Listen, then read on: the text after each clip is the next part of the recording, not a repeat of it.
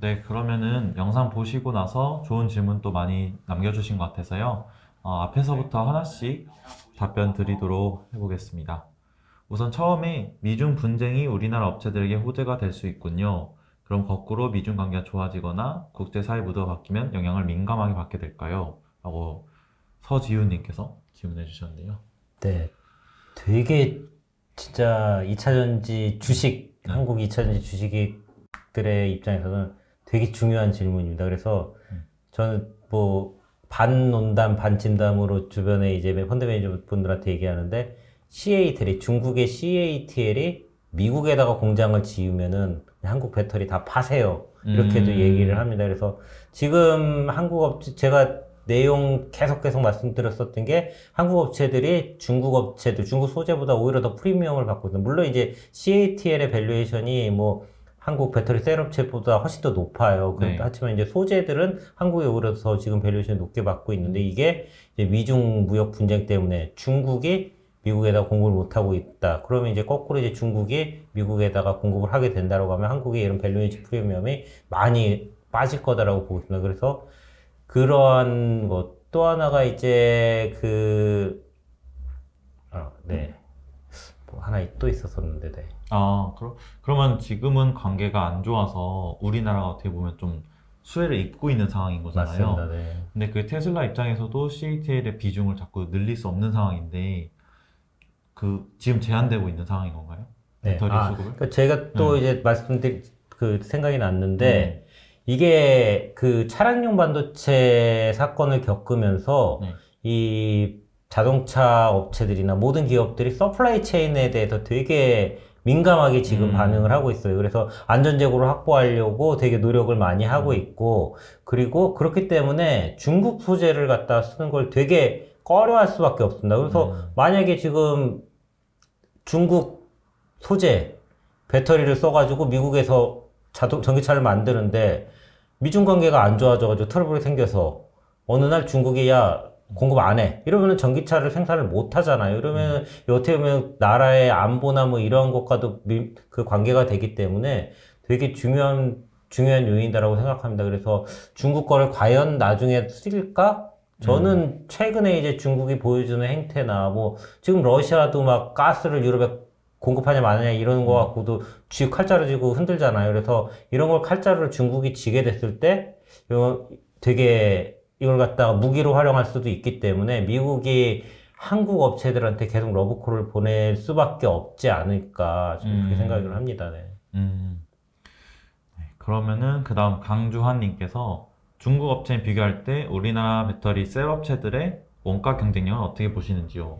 이 원가 경쟁력은 일단은 배터리에 생산할 때 단순하게 말씀을 드릴게요. 배터리 생산할 때 양극재가 40%뭐 음극재 분리막 전해액 뭐 10, 이렇게 들어가고 감가상각비 들어가고 이렇게 하는데 여기서 들어갈 때 생각보다 원가가 되게 재료비가 많이 차지하는 산업이거든요. 그러면 어떻게 보면은 재료비 크게 차이가 안 날 수도 있어요. 어차피 LME 시세 메탈 가격이 있으니까 중국과 우리나라 조금 더 자기네에서 생산한 거 하니까 조금 더 싸게 조달은 할 수는 있겠죠. 그 다음에 이런 측면에서 크게 차이가 안 났어요. 인건비, 전기료 뭐 이런 거 조금 더 차이 나겠죠. 어떻게 보면 아주 크리티컬한 원가 차이는 안 날 것 같은데 문제는 항상 중국에서는 보조금들이 있죠. 예, 중국이 자국 업체들한테 엄청난 보조금을 준다든지 아니면은 뭐 법인세를 갖다 빵원 몇 년 동안 무료로 한다든지 이러한 그 눈에 안 보이는 보조금들이 엄청나게 많기 때문에 이런 데에서 그 결과적으로 배터리 공급 가격이나 원가 경쟁력이 생기고 있기 때문에 그리고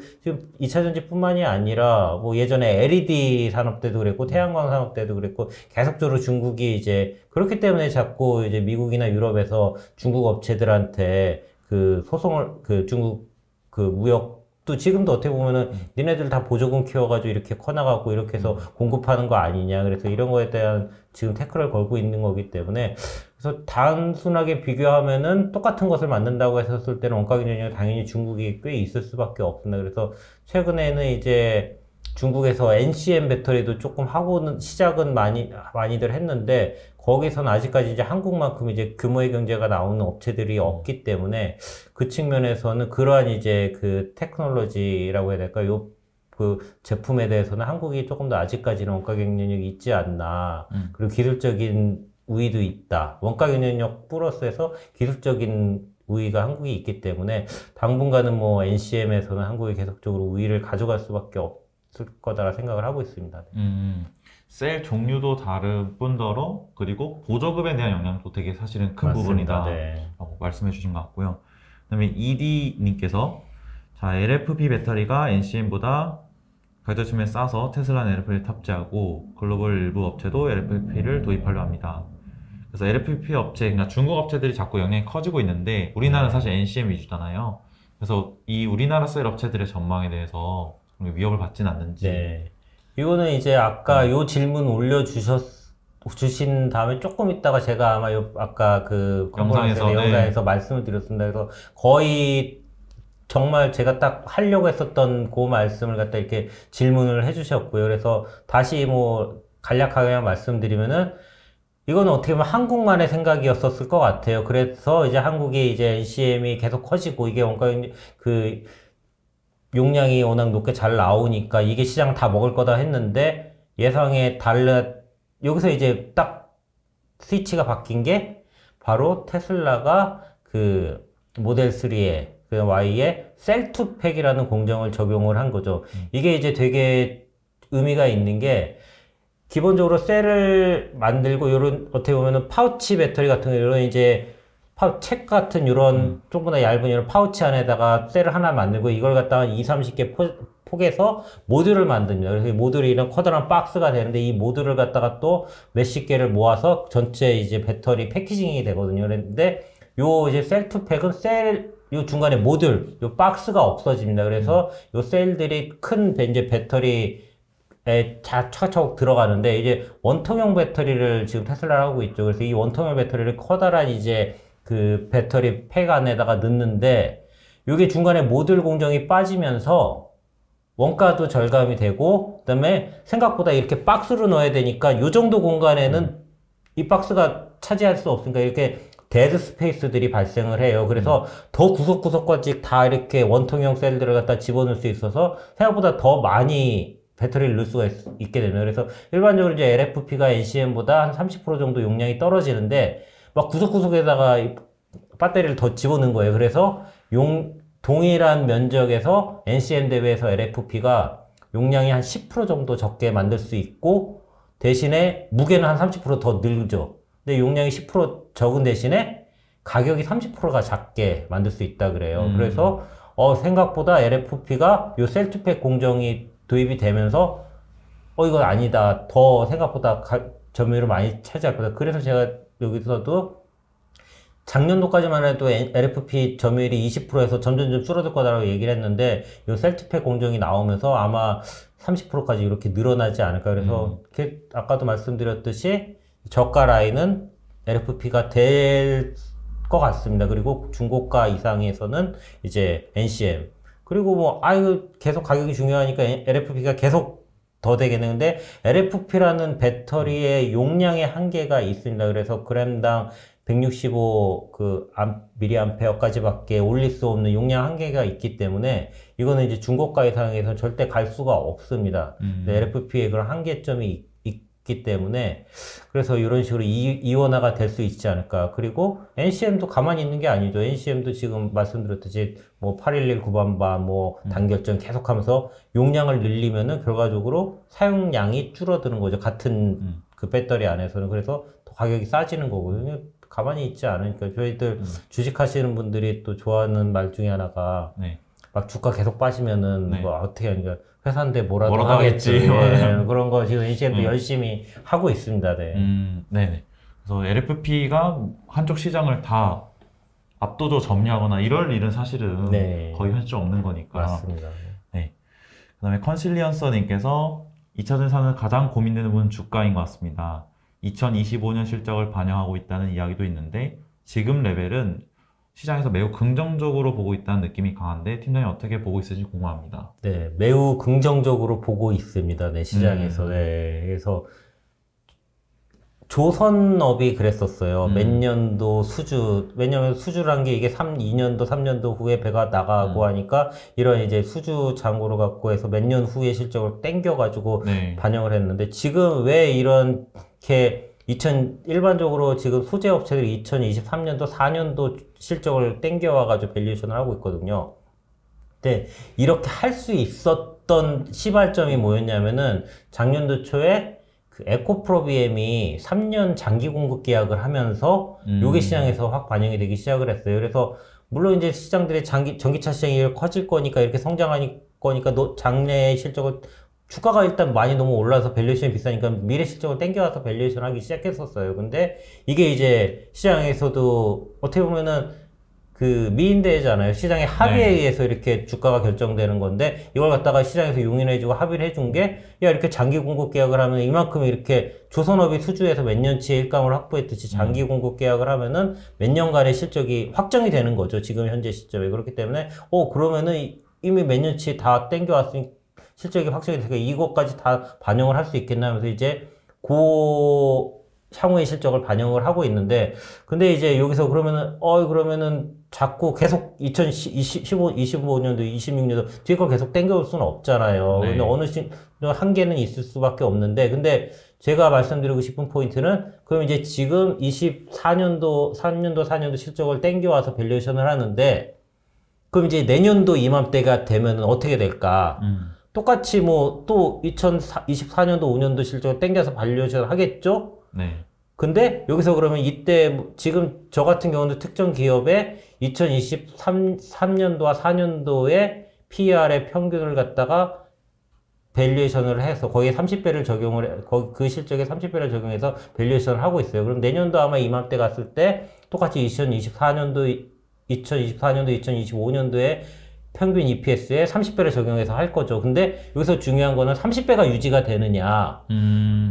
그럼 만약에 30배가 유지가 되는 상황이다라고 하면은 이 회사가 EPS가 30%에서 50%가 증가하죠. 그러면 만약에 이게 30배의 밸류에이션이 유지가 되는 상황이다라고 하면은 이 회사의 주가는 1년간 30에서 50%가 올라 있다라는 얘기예요. 그래서 네. 결론적으로 멀티플이 유지가 되는 그러한 상황이다라고 하면은 EPS 그로스만으로도 아니 연에 30-40%를 오르는 충분히. 주식이면 대단하게 좋은 네. 주식이죠. 그래서 이게 고성장 산업이 그러니까 아까 제가 그래서 요 강의에서도 계속 말씀드렸었던 게 이러한 이제 큰 그림화에서 이러한 게 계속 변화가 되는지 체크를 하는데 이게 바로 멀티플입니다. 그래서 시장에서 주는 멀티플이 야 이제는 고성장이 안 나올 것 같아. 그러니까 이제 30배 못 줘. 15배만 주자 그러면은 이제 주가가 훨씬 더 빠질 수도 있는 거고요. 그래서 네.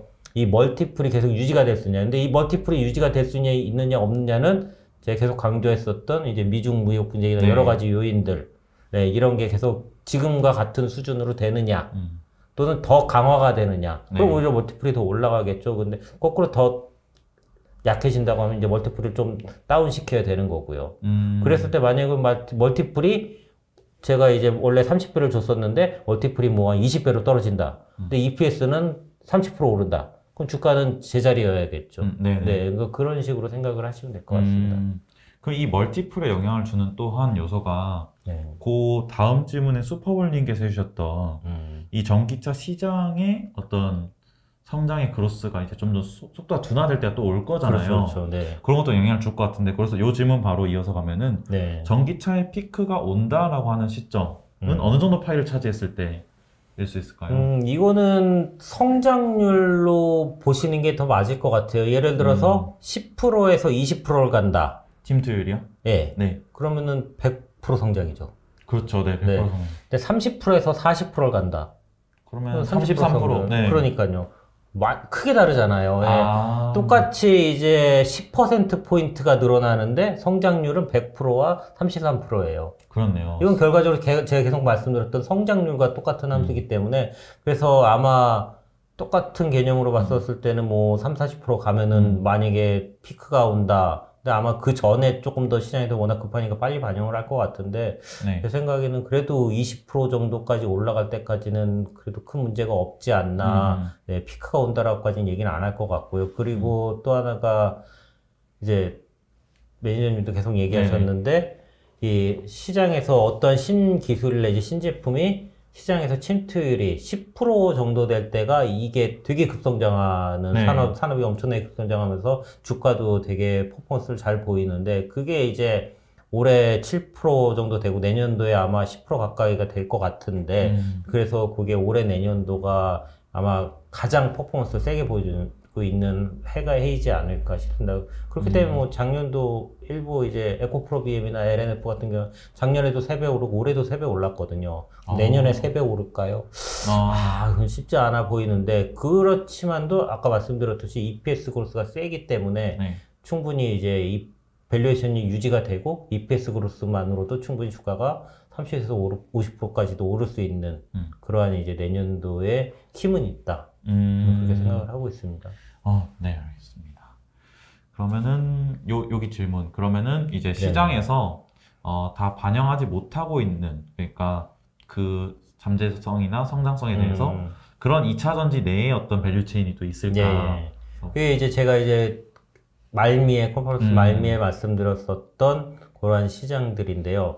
일단은 이제 전해액이 일단 첫 번째고 왜 전해액이 잘 반영을 못했을까 생각을 해보면요.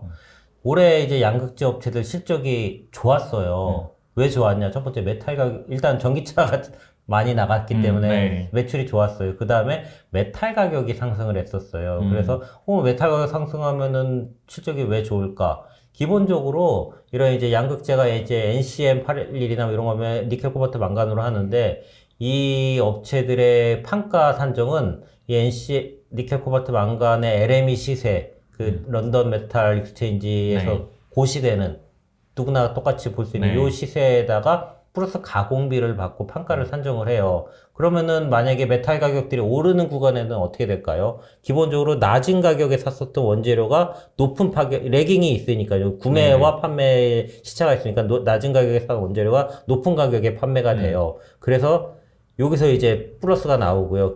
그리고 또 하나가 판가가 올라가면은 판가는 올라가는데 이 안에서 이제 고정비라고 할 수 있는 감가상각비와 인건비는 플랫하죠. 네네. 그러면은 마진이 아무래도 조금은 늘어나요. 네. 그렇기 때문에 메탈 가격이 상승하는 구간에서는 이런 소재 업체들은 무조건 실적이 더 예상보다 잘 나오거든요. 거꾸로 상황도 이제 내년도에 벌어질 수 있습니다. 그건 이제 나중에 꼭 참고를 하시고 메탈 가격이 계속 빠지면 아마 이런 소재 업체들이 실적이 예상보다 덜 나오네 계속 그런 얘기가 나올 겁니다. 그럼 이제 그럴 때는 약간 디밸류에이션이 될 수밖에 없는 거고요. 근데 지금 전해액 시장이 전해액의 가장 큰 원재료가 3분의 1이 솔벤트고 3분의 1이 그 다음에 리튬이엄, 3분의 1이 첨가제 이렇게 되는데 원래 이제 리튬이엄이 3분의 1이었는데 이게 가격이 엄청 올랐어요. 리튬이엄이 작년도 말에 그 킬로그램당 5만 원 아니다 톤당 7만 위안 정도 했었는데 최근에 올해 11월에 톤당 50만 위안이요. 7배가 올랐어요. 7배가. 70%가 아니라 7배가 가격이 올랐거든요. 그럼 이해를 원재료로 쓰는 전해액 업체들은 망이죠, 망. 네. 그래서 되게 원가 부담이 심해서 그래서 상반기에 전해액 업체들이 다 적자가 났고요. 그랬는데 이걸 갖다가 지금 최근에 이제 3분기 말에 다 판가 전가를 많이 했습니다. 그래서 전해액 업체들이 양극재 업체들은 실적이 잘 나오는데 전해액 업체는 적자가 나서 그럼 밸류에이션을 돈 못 벌고 있으니까 디밸류에이션을 해야 되는 게 맞아요. 밸류에이션 높게 주면 안 되는데 이 업체들이 이제 판가 전가를 해서 원상복귀가 될 거라고 보고 있기 때문에 저는 이제 전해액 업체들을 좀 좋게 보고 있고요. 전해액 업체는 국내에서 세 회사들이 합니다. 네, 이거는 스터디로 남겨놓을까요? 각자 아시도록. 근데 새업체 좀 네, 말씀해주세요. 새업체에 이런 업체가 있다라고 말씀드리면 이제 최근에 상장한 엔캠 그리고 솔브레인 홀딩스 그 다음에 동아기업 이렇게 새 업체가 국내에서 전해액을 하는 새 회사고요. 요 새 회사들이 이제 그리고 전해액 업체들 근데 리튬이온 가격이 계속 강세예요. 그래서 내년도에도 리튬 가격이 아마 강세를 보일 것 같은데 그럼 전해액 업체들 계속 또 다시 적자 되는 거 아니냐 이렇게 생각하실 수도 있는데 전해액도 원래 영업이익률이 한 10%씩 안정적으로 내던 회사들이었었어요. 근데 그게 이제 올해 비정상적으로 리튬이온 가격이 올라가면서 적자가 났었던 거고 네. 저는 결국 다시 정상 또는 평균으로 수렴할 거다라고 보고 있습니다. 그랬을 때는 똑같이 고속 성장하는 전기차 시장 성장에 똑같이 이제 수혜를 보는 그런 네. 산업이기 때문에 전액도 저는 이제 다시 또 조명이 될 것 밸류에이션이 같고요. 정상적으로. 네, 그 다음에 저기 내용에서 말씀드린 전구체를 하는 네. 네, 에코프로의 자회사들 뭐 전구체도 있고 네. 그 다음에 배터리 리사이클링. 배터리 리사이클은 정말 시장이 많이 커질 거예요. 근데 당장에는 되게 작아요. 왜냐하면은 전기차가 100만 대 이상 판매가 된 첫 해가 2017년도입니다. 전 세계적으로 100만 대가 팔리는. 그럼 2017년도에 판매됐었던 전기차가 폐 배터리로 나오는 거를 대부분도 2025년도 내외로 보고들이 있거든요. 그래서 이때쯤 되면 아마 이제 폐 배터리 리사이클링 시장이 되게 커질 겁니다.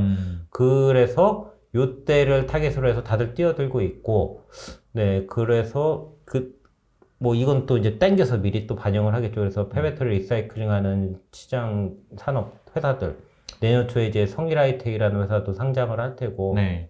아마 상장하면은 밸류에이션 꽤 잘 받을 것 같습니다. 그래서 뭐 이러한 이제 그 2차 전지 산업 분야. 그리고 저는 기본적으로 그리고 이제 말씀에서도 있었던 제일 좋게 보는 이제 소재가 이제 전기차 판매량 증가, 그 다음에 차량당 용량 증가, 이중수에다가 그다음에 그 사용량 증가. 사용량이. 예. 배터리당 사용량이 증가할 수 있는 그러한 것들을 좋아하거든요. 그래서 뭐 전해질 첨가제 첨보하고 있는 이러한 것들 또는 실리콘 응급제 기존에 5% 첨가해서 쓰다가 기존에 안 쓰고 있죠. 그러다가 이제 네. 타이칸에서 5% 쓰다가 그 다음에 이제 7% 내년도에 7%막 이런 식으로 늘어나는 이런 점차 용량이 증가하는 이렇게 삼중수혜를 볼 수 있는 기본적으로 이런 기업들이 계속적으로는 제일 좋게 보고 있습니다. 제가 말씀드리면서 하나 좀 궁금한 게 생겼는데 아까 말씀해주신 전해질에서 리튬이온 같은 경우는 가격이 갑자기 급등하면서 그게 판가에 반영되기 사이에 그 래깅이 있었잖아요. 그래서 오히려 이때는 영업이익이 되게 좀 낮아졌던 건데 네. 근데 양극재 같은 경우는 원자재들의 가격이 오르니까 그게 판가로 반영이 되고 근데 이 미리 사놨던 게 있어서 그 래깅 때문에 오히려 영업이익이 많이 났던 건데 좀 차이가 있었던 것 같아서 그게 네. 양극재 업체들도 이런 전해액 업체들과 같은 일을 겪었었어요. 네, 그랬다가 야 이거 너무 메탈 가격 변동에 따라서 우리 수익이 왔다 갔다 한다. 네. 그래서 얘네들 판가 산정을 공식을 갖다가 그냥 셀 업체들과 만든 거죠. 그래서 우린 기본적으로 LME 시세 메탈 가격에다가 플러스 가공비를 얘네한테 판가로 만들자. 네네. 근데 전액은 아직 그게 안 했어요. 그게 네. 없어요. 네. 왜냐하면은 전액에 들어가는 원재료들이 이제 리튬이엄이나 LiPF6나 뭐 리튬이엄 요것과 그 다음에 뭐 솔벤트 용매, 그 다음에 첨가제 이런 게 시세가 없죠. 공인된 시세가 없기 때문에 이걸 아직 못 만들고 있는데 이게 시장이 커지면은 뭔가 여기서도 이제 방법을 찾아내지 않을까. 그래서 아직은 이제 리튬이온 가격 또 얘기 들어보니까 솔벤트도 되게 많이 올랐다 그러더라고요. 그래서 그렇군요. 안 오른 게 없어 지금 난리입니다, 난리네. 인플레가 있을 수밖에 없어요. 그렇네요. 네. 네네. 그런 차이가 있었군요. 네, 그렇기 때문에 아직까지 이게 이제 정가시키는 로직을 못 만들어내서 이제 판가 협상을 통해 가지고 이제 최근에 이제 가격을 갖다 정가시키고 야 우리 적자 난다. 그래서 정가를 하고 있는 그러한 상황이다라고 보시면 됩니다. 먼저 겪어서 그게 된 거군요. 네. 그럼 실리콘에 응급제 할 때 그 실리콘도 같은 년에 또 벌어질 수 있을까요? 근데 실리콘 응급제는 약간 이제 원가보다는 기술이 되게 중요한 것들이어가지고 아마 실리콘 응급제는 원가율이 되게 낮을 겁니다. 네. 원가 비중보다는? 네. 네, 이해했습니다. 네, 그 다음에 S2, 써니님께서 정부의 보조금 및 규제 정책이 가장 중요한 요소 중 하나로 하셨는데 이미 다 뉴스로 보고 투자 결정을 하면 늦지 않을까요? 네. 그래서 요거까지 이어서 하시면 좋을 것 같아요. 뾰로름님이 그래서 정부 지원이 많이 줄어든다면 그 조짐은 어떻게 미리 알 수 있을까요? 네. 늦지 않을까요? 했는데 너무 빠릅니다. 네. 오히려. 네. 작년과 올해 유럽의 전기차 판매가 되게 많이 판매가 되거든요. 막 작년에 뭐 YOY 100%, 막 150%막 이렇게 증가를 했었어요. 월별 판매량을 보면은 왜 이렇게 많이 팔렸을까요? 가장 큰 게 제가 계속 강조했었던 규제 때문에, CO2 규제 때문에 네. 지금 유럽에서 전기차를 계속 출시를 하고 있고, 네. 그 다음에 정부에서 보조금을 주고 있고, 네. 이게 그럼 언제 나온 정책이냐? 작년에 나온 정책이 아니에요. 이 CO2 규제를 하겠다라는 거는 제가 이제 2008년도에도 이제 2차 전지 쪽 애널리스트를 하고 있었었는데, 네. 삼성 SDI를 커버하면서, 그때도 2020년도에 가면은 유럽의 CO2 규제가 뭐 킬로미터당 95g으로 강화가 되기 때문에 이때 그 벌금을 갖다 폭스바겐이 지금의 속도로 CO2 감축을 하면은 네. 1조 원의 벌금을 낼 거다 이렇게 추정을 했었어요. 근데 네네. 작년에 실제적으로 폭스바겐이 2천억 원 이상의 벌금을 냈거든요. 네. 이 CO2 규제를 못 맞춰서. 네. 유일하게 폭스바겐 한 회사만 못 맞췄다라고 합니다. 근데 올해도 지금 되게 신기한 게 이제 전기차 판매량이 계속 잘 나오잖아요. 네. 반도체 쇼티지여서 차량용 반도체 못 만들어서 자동차 못 만드는데 전기차는 잘 팔려요. 그 가장 큰 이유 중에 하나가 이게 이제 전기차 페널티를 안 맞으려고. 그래서 아마 12월 달에 유럽 전기차 판매량이 되게 잘 나올 것 같아요. 그게 왜냐하면 연간으로 계산을 했더니 우리가 전기차 몇 대 이상 더 안 팔면은 이게 벌금이 또 얼마 나온다. 네. 그러면은 전기차를 갖다 만약에 미찌구라도 팔았을 때 이게 벌금 줄어드는 거 계산을 하겠죠. 그게 차라리 나을 수도 네, 그게 더 나을 수도 있는 거죠. 그래서 전기차를 아마 밀어내기를 12월 달에 많이 할 것 같아요. 그래서 이제 이 보조금과 규제는 되게 큰 항공모함의 방향을 바꾸는 그러한 거다라고 생각을 하시면 될 것 같고. 그래서 제가 이제 2008년도에도 이런 똑같은 그때 이미 나왔었던 2008년도. 규제 정책이었던 네네. 거예요. 근데 그거를 갖다가 그때부터 믿고 그때 했었으면 제가 아마 그때 SDI 목표 주가가 20만 원인가 아마 그랬을 거예요. 지금 네. 그러니까 이게 되게 절대 늦지 않고 이게 제일 중요한 방향입니다. 네, 큰 방향이고 이 안에서 이제 이게 조금 더 강화가 되는지 약화가 되는지 이런 걸 갖다 확인하셔야 될 것 같고, 그다음에 보조금이 지원이 줄어들까? 저는 실제적으로 작년도에 코로나가 심하게 되면서 작년도 3월 달에 3월 19일 날 유가가 마이너스를 가고 주식시장 급락을 했었죠. 네. 3월 19일 날짜 기억합니다. 근데 이때 이 정도 난리인데 먹고 사는 게 중요한데 전기차 지원금 안 주지 않을까? 저 이렇게 실제로 저는 그렇게 생각을 했어요. 근데 이 어떻게 보면 유럽에 정말 이 진짜 고지식하다라고 생각이 들어요. 오히려 전기차랑 친환경 보조금을 더 강화를 했어요. 그러면 이들은 왜 이런 판단을 했을까?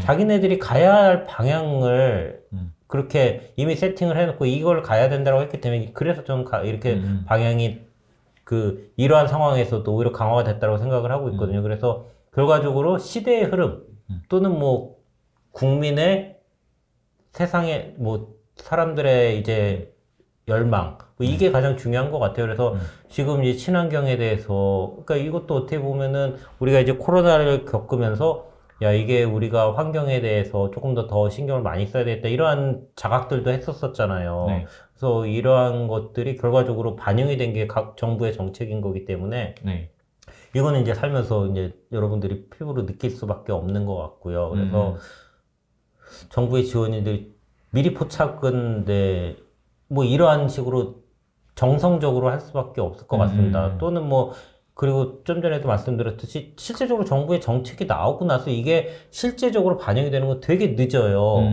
그리고 저렇게 될 거기 때문에 뭐 CO2 규제가 강화가 될 거기 때문에 그때 전기차가 잘 팔릴 거야. 근데 막상 그때까지 또 잘 모르잖아요. 어떻게 될지 모르고. 그다음에 실제적으로 그래서 그때 잘 팔리면 또 주가가 또 가요. 그렇기 때문에 이제 계속적으로 업데이트를 하면서 또 이때 시점에 또 다른 또 확인이 또 필요하기 때문에 우리가 미래를 정확하게 알 수 없기 때문에 또 현재도 되게 중요합니다.